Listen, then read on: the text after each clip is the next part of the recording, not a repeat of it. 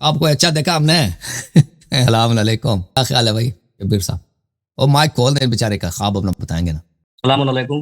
وعلیکم السلام ورحمۃ اللہ، کیسے ہیں بھائی؟ ٹھیک ہیں آپ؟ الحمدللہ، میں انڈیا کوٹا راجستھان سے بات کر رہا ہوں۔ کوٹا راجستھان، یہ کس صوبے میں ہے؟ کوٹا راجستھان میں ہے؟ کوٹا راجستھان، راجستھان جے اچھا پور کے ادھر پاس ہے۔ یہ کوئی شہر ہے یا کوئی گاؤں ہے؟ بہت بڑا شہر ہے اچھا اچھا، اکثریت کس کی ہے وہاں پہ؟ جی ہندوؤں کی ہے؟ جی جی اچھا، اللہ تعالیٰ آپ کو سلامتی دے، حکم کریں میرے بھائی۔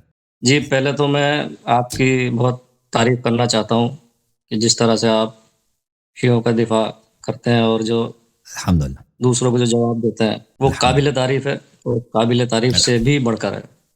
آپ کا خادم ہوں۔ اور ایک میری ریکویسٹ ہے آپ سے سر، جی کہ آپ کے مقابلے میں جو مطلب جو بھی عالم آتے ہیں یا جو مفتی آتے ہیں، تو میں چاہتا ہوں وہ تھوڑے اچھے لیول کے آئیں۔ مطلب آپ کا جو علم ہے، اور آپ کیا کریں جناب بھائی؟ یہاں تو اکثریت ہے نہیں نا ان لوگوں کی۔ میں چاہتا ہوں کہ جو فیمس ہیں ان کے فرقوں میں، جو لوگ وہ فیمس ہیں، جو سوشل میڈیا پہ ہیں، جو ٹی وی پہ آتے ہیں، جو ان کے والے جو وہ، میں چاہتا ہوں کہ آپ ان لوگوں سے وہ کریں، ان کا مطلب لیول پتہ چلتا ہے کہ نہیں آپ کے مقابلے میں یہ نہیں۔ صحیح، ایک بات تو یہ ہے میری آپ سے عرض ہے۔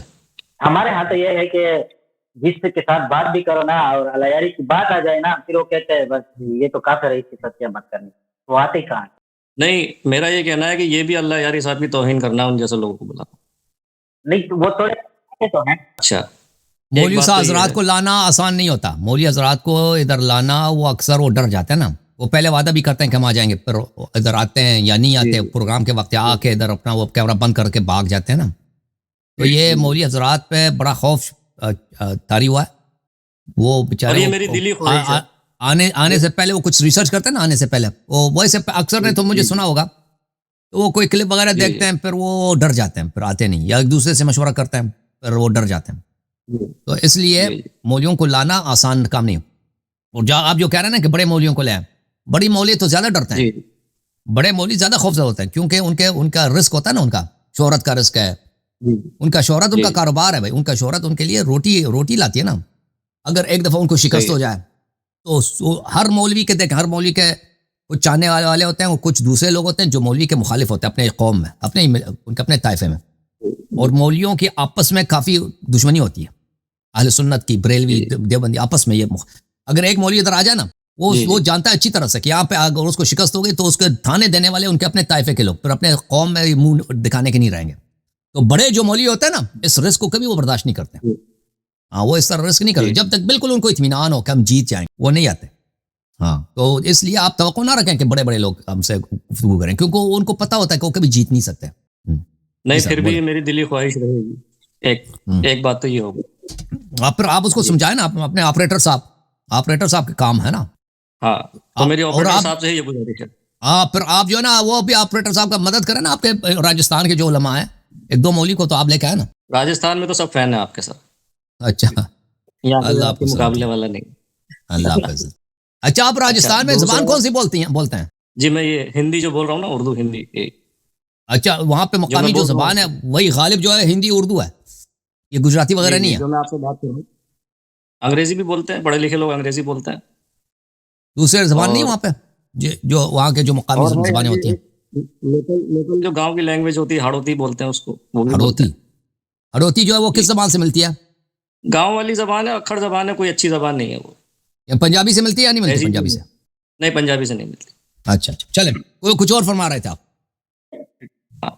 دوسرا میرا یہ عرض کرنا تھا آپ سے کہ جناب، آپ کا ایک میں نے مناظرہ دیکھا تھا، اس میں تھا شیعہ ورسز شیعہ۔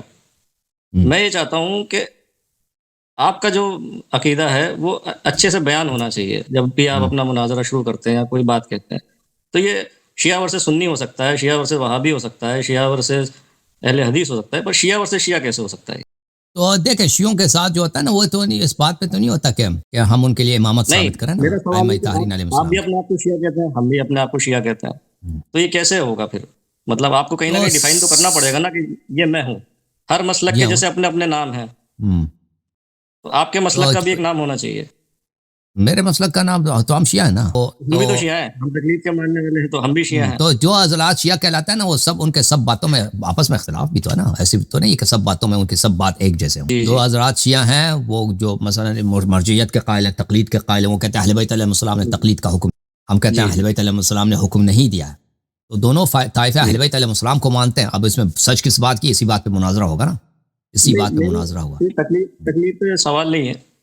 آپ کا ایک میں نے ویڈیو کلپ دیکھا تھا, اس میں آپ نے ایک افسوس ظاہر کیا تھا شیعوں پر کہ میں یہ چینل چلا رہا ہوں اور میں ساری کام کر رہا ہوں اور شیعوں کی طرف سے کوئی میرے کو مدد نہیں ہے اور اس طرح سے. تو میرا یہ کہنا ہے کہ جو ایکچوئل میں آپ کے فالوور ہیں, سمجھ رہے نا آپ میری بات, جی, تو اب یہ افسوس کس کے لیے ہو, کیونکہ بعض شیعہ تو آپ کے مخالف ہیں اور بعض شیعہ ہیں جو آپ کے ساتھ ہیں.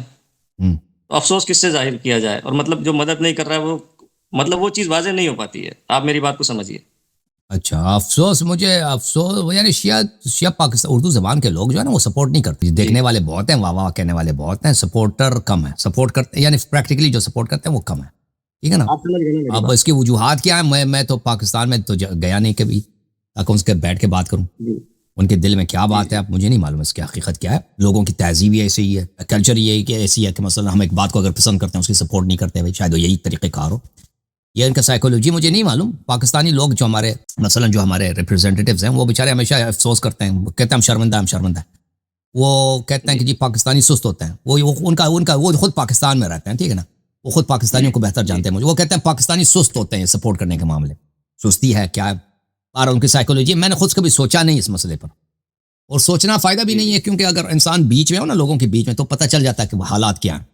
کیونکہ میں دور ہوں, مجھے اندازہ نہیں ہوتا کہ میرے جو سپورٹر ہیں اتنے لوگ اتنے لائری کو ہم جانتے ہیں, پیار کرتے ہیں, جان دینے کے لیے قربان کر, جان دینے کے لیے ہم تیار ہیں, فدا ہو جائیں. اور جب سپورٹ کرنے کا وقت ہوتا ہے بالکل کچھ سب غائب. وجہ کیا ہے اس کی, یہ میرے لیے ایک معمہ ہے.